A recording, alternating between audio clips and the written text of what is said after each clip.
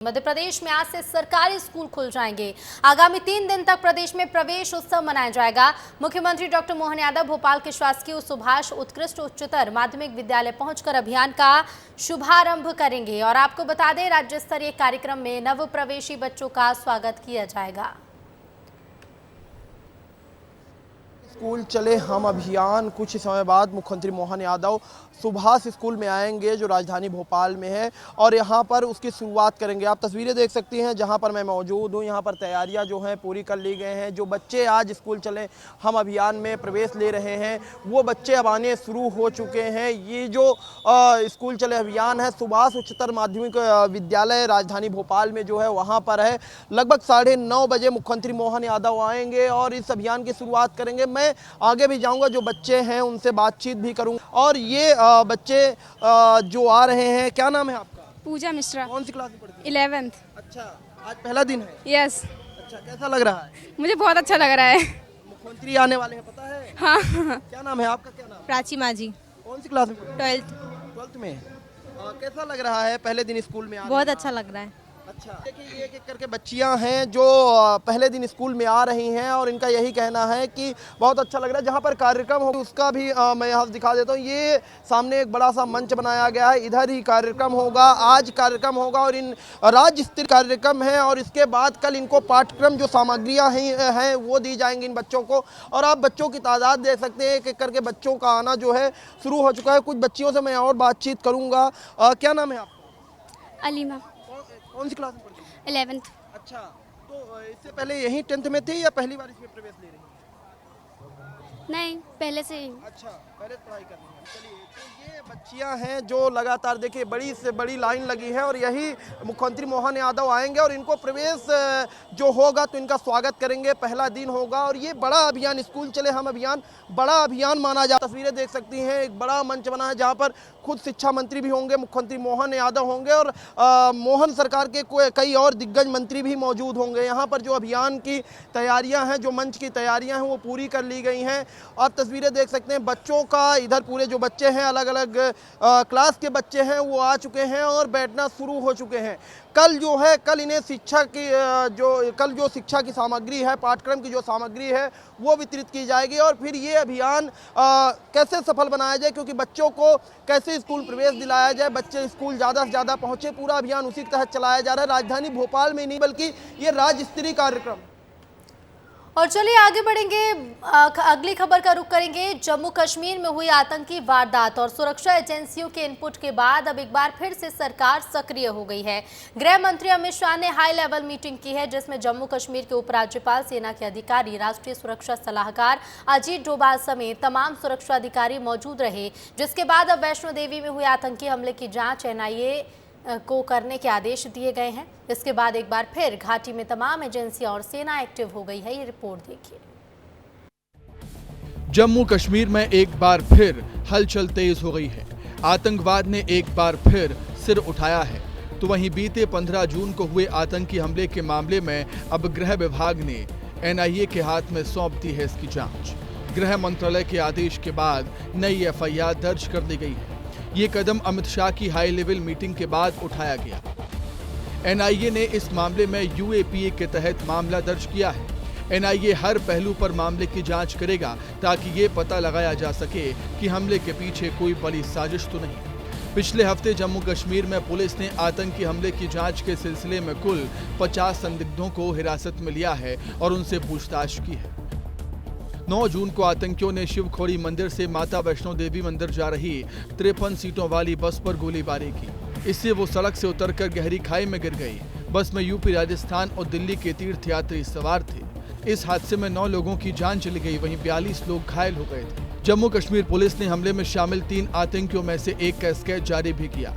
चश्मदीदों के बयान के आधार पर पुलिस ने जानकारी देने वाले को 20 लाख रुपए का इनाम देने का ऐलान भी किया। केंद्रीय गृह मंत्री अमित शाह ने रविवार को हाई लेवल मीटिंग की। इस मीटिंग में उन्होंने कहा कि आतंकवाद को कुचलना जरूरी है और किसी भी कीमत पर उसे फिर पनपने नहीं दिया जा सकता। अधिकारियों को संदेश देते हुए शाह ने यहां तक कह दिया कि आतंकवाद समर्थकों को छोड़ा नहीं जा सकता है और उनके खिलाफ सख्त से सख्त कार्रवाई करनी है। इस समय जम्मू कश्मीर में आने वाले दिनों में अमरनाथ यात्रा और चुनाव जैसे बड़े कार्यक्रम भी होने जा रहे हैं। उस बात का जिक्र करते हुए भी अमित शाह ने अधिकारियों को कहा है कि पूर्ण सुरक्षा कवर दिया जाए, यात्रा मार्गों पर सुरक्षा को और ज्यादा मुस्तैद किया जाए, जरूरत पड़ने पर अतिरिक्त फोर्स की तैनाती भी हो। ब्यूरो रिपोर्ट, विस्तार न्यूज। प्रधानमंत्री नरेंद्र मोदी आज वाराणसी में पीएम किसान योजना की 17वीं किश्त जारी करेंगे। पीएम मोदी शपथ लेने के बाद पहली बार काशी पहुंच रहे हैं, तो वहीं काशी भी अपने प्रधानमंत्री के स्वागत के लिए तैयार है। ये रिपोर्ट देखिए।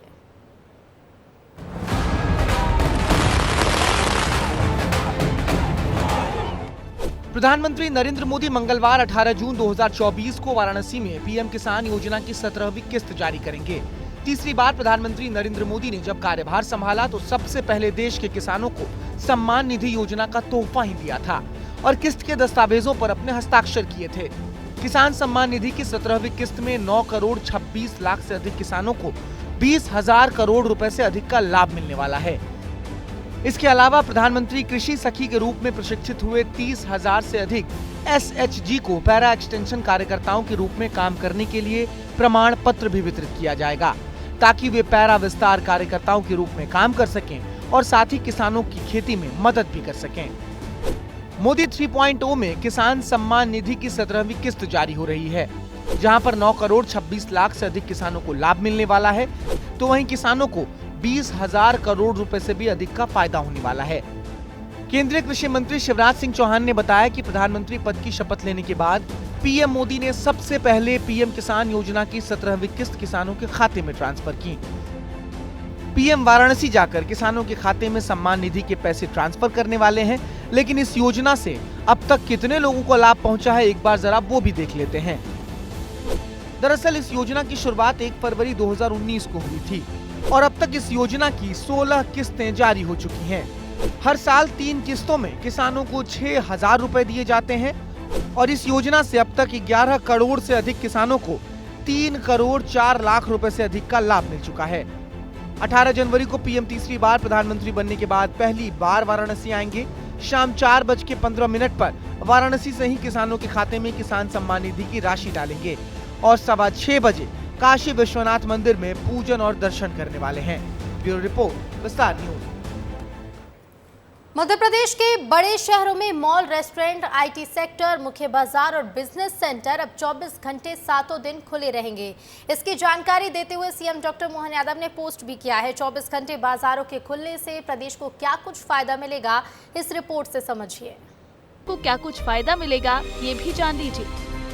बड़े शहरों में व्यापार में बढ़ोतरी होगी, पर्यटन को बढ़ावा मिलेगा, रोजगार के अवसर बढ़ेंगे, ऑटो रिक्शा, ई रिक्शा संचालकों की आय में वृद्धि होगी, जीएसटी कलेक्शन में वृद्धि होगी। इसके साथ ही जरूरी सुविधाएं 24/7 उपलब्ध होंगी। हालांकि पब, बार, क्लब, शराब दुकानें नियत समय पर ही बंद होंगी।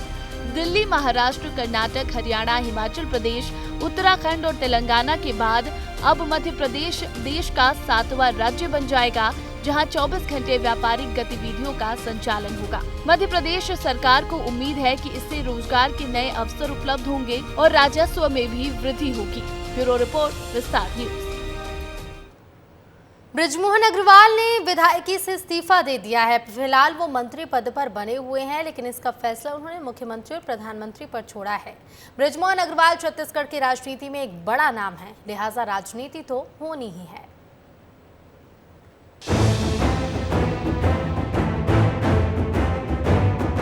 छत्तीसगढ़ की राजधानी रायपुर से नवनिर्वाचित सांसद बृजमोहन अग्रवाल अपने विधायकी के पद से इस्तीफा दे चुके हैं। उन्होंने विधानसभा अध्यक्ष डॉक्टर रमन सिंह के निवास पर जाकर उन्हें अपना इस्तीफा सौंप दिया। हालांकि उन्होंने मंत्री पद से इस्तीफा नहीं दिया है। बृजमोहन के इस्तीफे देने के बाद से ये रायपुर दक्षिण सीट खाली हो गई है। चर्चा है कि नगरीय निकाय चुनाव के समय ही रायपुर दक्षिण सीट पर उपचुनाव कराए जाएंगे। ऐसे में कई नेता अपनी दावेदारी भी पेश कर सकते हैं। विधानसभा अध्यक्ष डॉक्टर रमन सिंह ने कहा है कि बृजमोहन के रहने से सदन भरा भरा लगता था, लिहाजा उनकी सदन में कमी खलेगी। देखिए, जो हमारा संविधान है और हमारे नियम है कि कोई भी बिना सदन का सदस्य रहते हुए 6 महीने तक मंत्री रह सकता है। परंतु मंत्रिमंडल का निर्माण करना और मंत्री रखना मुख्यमंत्री या प्रधानमंत्री के कार्यक्षेत्र में आता है, इसलिए इसके बारे में निर्णय वो करेंगे। विधानसभा में रहने का ही मतलब है, विधानसभा भरा भरा लगता है और विधानसभा में उपस्थिति का एहसास पूरे विधानसभा को होता है। और आज नहीं, हमेशा के लिए जितनी जीवंतता बनी रहती रही है, जितना तीखापन और जितना विद्वता के साथ अपनी बात प्रस्तुत करते रहे, निश्चित रूप से ये छत्तीसगढ़ विधानसभा के लिए कमी तो हम लोगों को महसूस होगी। लेकिन बृजमोहन अग्रवाल के सांसद बनने और मोदी मंत्रिमंडल में शामिल नहीं किए जाने से सियासी गलियारों में बड़ी हलचल थी। छत्तीसगढ़ बनने के बाद से ही रायपुर दक्षिण में बृजमोहन अग्रवाल का एक छत्र राज रहा है। उनके रहते यहाँ से किसी और को कभी भी भाजपा से टिकट मिला ही नहीं। लिहाजा बृजमोहन अग्रवाल के फैसले पर हर किसी की नजर टिकी हुई थी। छत्तीसगढ़ की राजनीति में बृजमोहन अग्रवाल का कद इतना बड़ा है कि विपक्ष भी उन्हें अपने साथ आने और सरकार बनाने का ऑफर दे रहा था। पूर्व मंत्री शिव डहरिया ने उन्हें कांग्रेस में आने का ऑफर दिया। कहा कि बीजेपी में सिर्फ टव्वल की स्थिति बनी हुई है, बीजेपी में उनकी उपेक्षा की है। वो चाहे हमारी पार्टी में आ जाए, वो चाहे जो मिलेगा। बृजमोहन अग्रवाल जी कह रहे हैं कि मैं इस्तीफा दूं कि नहीं दूं, विधायक से दूं कि सांसद से दूं, ये मैं तय करूंगा। तो ये पार्टी से बड़े हो गए हैं कि पार्टी ने उनको कहा है कि आप सांसद का चुनाव लड़िए, जीत गए हैं तो विधानसभा दे देना चाहिए इस्तीफा, लेकिन वो तुरंत नहीं दे रहे हैं। कहते हैं कि मैं इस्तीफा दूंगा तो भी 6 महीने तक मंत्री रह सकता हूँ। तो ये भारतीय जनता पार्टी में सिर्फ टोवल की स्थिति है, गुटबाजी भारतीय जनता पार्टी में, कांग्रेस में कहीं कोई गुटबाजी नहीं। लोकसभा चुनाव में छत्तीसगढ़ में सबसे अधिक मतों से जीतकर पहली बार सांसद बने मंत्री बृजमोहन अग्रवाल की मोदी कैबिनेट 3.0 में शामिल होने की भी अटकलें चल रही थी। सांसद बनने के बाद उन्हें मंत्री बनाए जाने की बातें हर तरफ हो रही थी। उन्हें अविभाजित मध्य प्रदेश के सबसे वरिष्ठ भाजपा विधायकों में से एक माना जाता है। हालांकि अब उन्होंने अपने विधायक पद से इस्तीफा दे दिया है। ब्यूरो रिपोर्ट, विस्तार न्यूज। और चलिए इसी बीच एक बड़ी खबर आपको बता दें, ऑल टाइम हाई पर पहुंचा है शेयर मार्केट। सेंसेक्स ने 77,326 और निफ्टी ने 23,573 का स्तर छू लिया है। आईटी शेयर्स में सबसे ज्यादा तेजी देखने को मिल रही है, तो ऑल टाइम हाई पर पहुंच चुका है शेयर मार्केट। सेंसेक्स ने जहां 77,326 का आंकड़ा पार कर लिया है, तो निफ्टी ने भी 23,573 का स्तर छुआ है और सबसे ज्यादा तेजी आईटी शेयर्स में देखने को मिल रही है। तो शेयर बाजार अपने ऑल टाइम हाई पर पहुंच गया है। सेंसेक्स जो कि 77,326 पर पहुंचा है, तो वहीं निफ्टी ने 23,573 का स्तर छुआ। इधर आईटी शेयर्स में सबसे ज्यादा तेजी देखने को मिल रही है।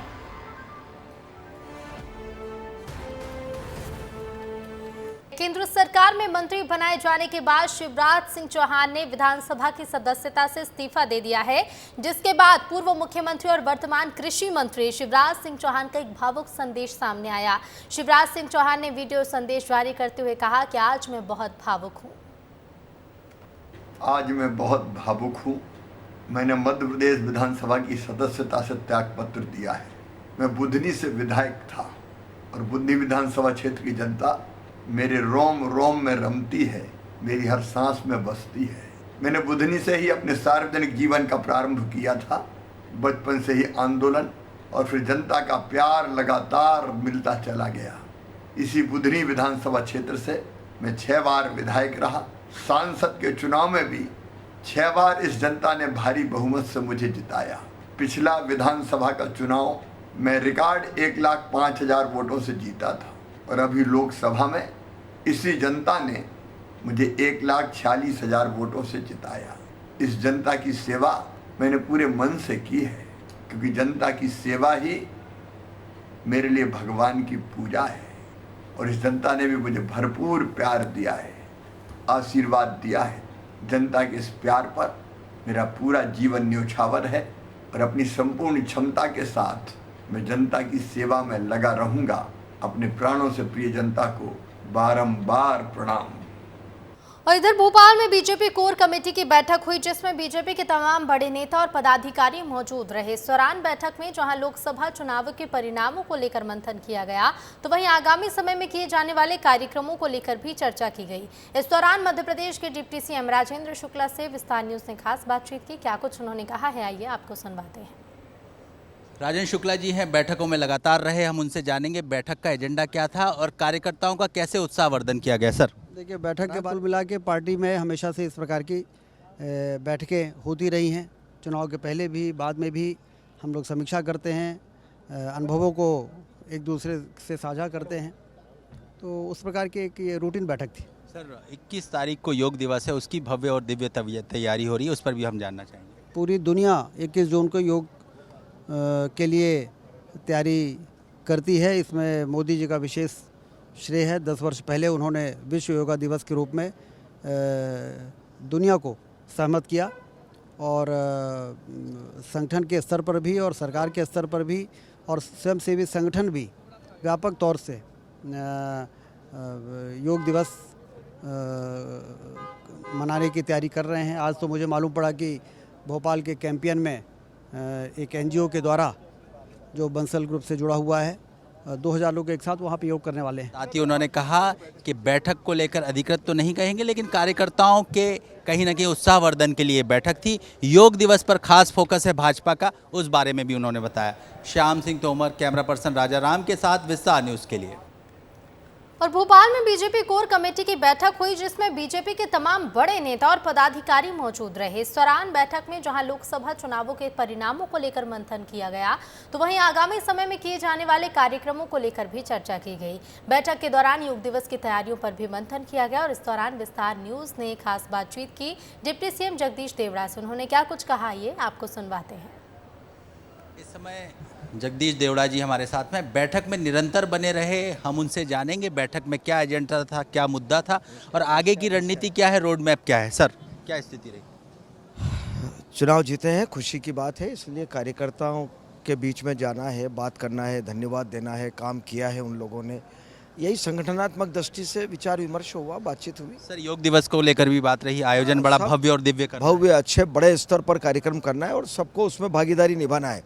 सारे जनप्रतिनिधि है, पार्टी के पदाधिकारी हैं, सबको उसमें भाग लेना है। सर बजट भी आ रहा है, सर उस पर भी कुछ हम जानना चाहिए, तैयारी चल रही होगी। बजट जनहित का बजट होगा, जनता के अनुरूप बजट होगा और सर्वस्पर्शी बजट लाने की हम पूरी कोशिश करेंगे और सर्वस्पर्शी बजट हम विधानसभा में रखेंगे। सर आज एक बड़ा डिसीजन ये हुआ कि पर्यावरण को लेकर, पेड़ों की कटाई को लेकर जो है सरकार ने बड़ा डिसीजन किया और जनता का क्योंकि लगातार जो है ये चल रहा था, विरोध चल रहा था, उस पर भी आपकी राय जानेंगे। बिल्कुल, मैं तो कह रहा हूँ कि पर्यावरण का पूरा ध्यान रखना चाहिए, इनसे बहुत सारी बातें निर्भर होती है। और तो आपने सुना जगदीश देवड़ा जी कह रहे थे कि पर्यावरण का भी ध्यान रखना चाहिए, बहुत सारी बातें होती हैं। साथ में उन्होंने कहा सर्वस्पर्शी सर्वहितैषी बजट रहेगा। साथ ही उन्होंने कहा क्योंकि चुनाव में लगातार कार्यकर्ता जुटे हुए थे, उनका मनोबल बढ़ाना बेहद ज़रूरी था, इसलिए भी ये बैठक की गई। श्याम सिंह तोमर, कैमरा पर्सन राजा राम के साथ, विस्तार न्यूज़ के लिए।